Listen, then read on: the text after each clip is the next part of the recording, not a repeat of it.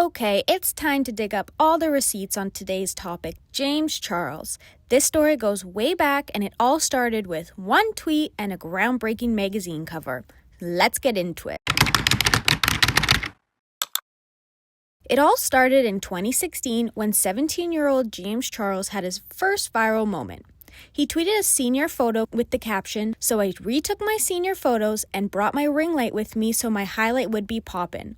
I love being extra." So after his viral tweet, this ended up getting him on the Ellen show, which really was the trajectory of his fame. I said yes, so I drove there right away and I redid my makeup and I brought my ring light with me, which is like the light that I use for makeup photography. Yeah.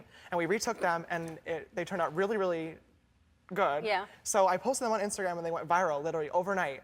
So I guess CoverGirl then saw that and here we are. That's amazing though. All right, so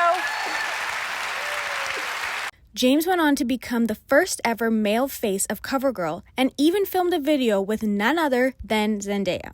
From there, things moved fast. His YouTube channel skyrocketed in popularity, and today, James Charles sits at over 24 million subscribers. So with a climbing YouTube channel, a Morphe palette collab, and so many more collabs like Kylie Jenner and Lil Nas X, what was the thing that made his status change in the eyes of the media? One of the most iconic and infamous moments in James Charles' career has to be Dramageddon 2.0. It all kicked off at Coachella with Sugar Bear hair promo, a few screenshots, and that unforgettable line, "And you did it at my birthday dinner." This was the catalyst for Tati Westbrook's now legendary video, Bye Sister, a 43-minute takedown that shook the entire beauty community and triggered one of the biggest subscriber losses in YouTube history. In early 2021, James Charles faced multiple allegations of inappropriate behavior, specifically messaging underage boys on Snapchat and Instagram. Several minors came forward claiming James had flirted with them or sent explicit messages despite them being under the age of 18. At first, James denied the claims, but as more stories surfaced, he posted a now deleted video titled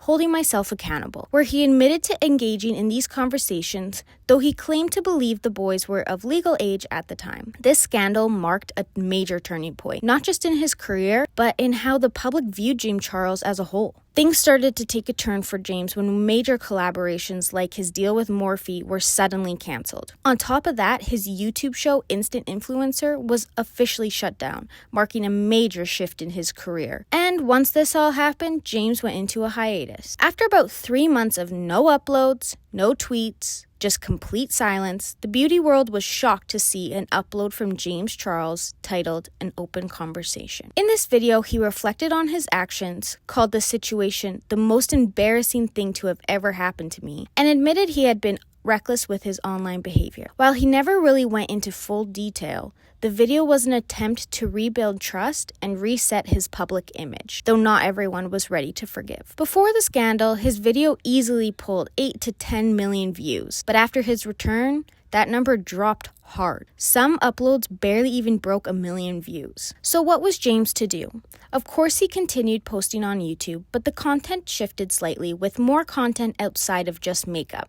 Some say this was a necessary and probably a smart move as it helped his content shift to a new and growing audience rather than the old audience who knew what had happened in the past.